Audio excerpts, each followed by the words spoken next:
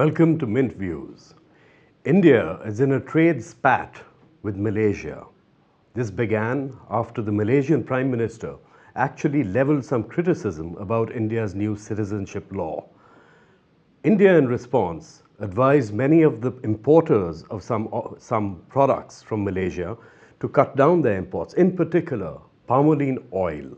It advised them to cut down their imports. That was one action. It also managed to impose some punitive import duties on the same product. Now it seems, after further criticism emerging from Kuala Lumpur, India is contemplating actually imposing non-tariff barriers on some of the imports from Malaysia.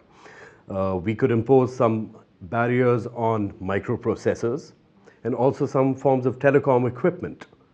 The question we have in all of this, in this spat, is whether it makes sense for India to actually conflate its foreign policy with its trade policy. Should we mix them up? That's the whole question. Shrija, what do you think? I think, Arish, considering the fact that India is the largest democracy and it really has certain institutional checks and balances, there have been criticism coming from the international plane even on the earlier instances. But India hasn't responded so far in a muscular fashion.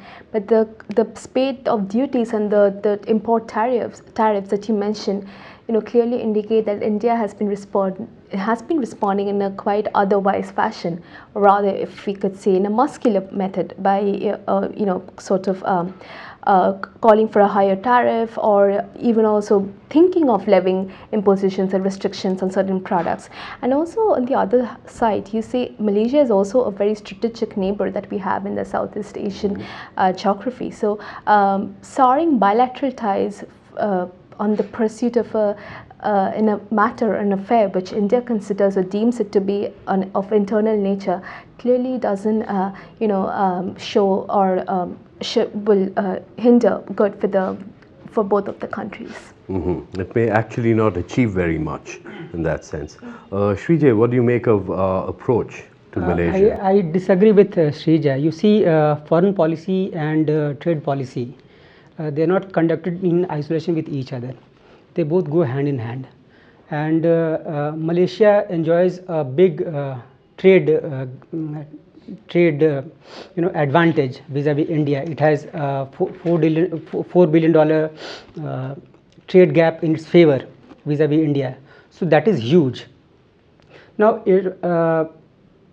India must use all its arsenal to safeguard its interests. You see, CAA, the Citizenship Amendment Act, and Kashmir are India's internal matters. Therefore, Malaysia, or for that matter no other country, has any rights whatsoever to comment on the domestic politics of India. And also you see, Malaysia has been harboring Zakir Naik, the Islamist preacher from India who fled New Delhi, and it has refused so far to extradite him back to India. Now Zakir Naik has been accused of radicalizing youth here. This is also an issue that has actually peeved India. So all this taken together, India has been taking these steps to kind of build pressure on Malaysia. First, to back off India's internal issues and to extradite Zakir Naik. Mm-hmm. That assumes, of course, that we actually have some leverage on Malaysia on these matters. Also assumes that they will actually respond in some sense, and that we are not actually violating any of our trade agreements in the Asian region. We have various agreements, FTAs, etc., with ASEAN and things like that. Anant, what do you make of the situation here? After all, costs, etc., do go up when your input costs begin to rise because you're imposing barriers on, imports. Exactly, you're right. In fact, now that Malaysia is not exporting palm oil to India, India is substituting what it used to import from Indonesia. And already there are reports that Indonesian palm oil prices are slightly higher than what Malaysia was charging.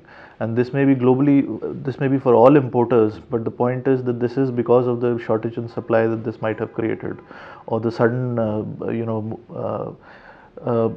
so basically the point being that India too will have to bear a cost burden, because of shifting away from Malaysia to Indonesia.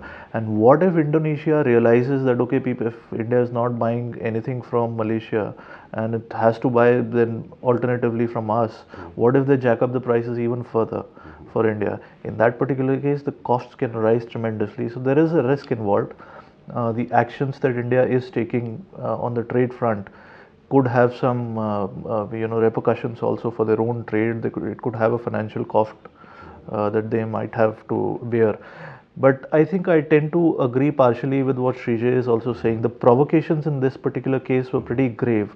Apart from the instances that he's listed about, talked about Zakir Naik's extradition, there was also some comment that Mahathir Mohamad had made about India's role in Kashmir. He had said that India has invaded and occupied Kashmir.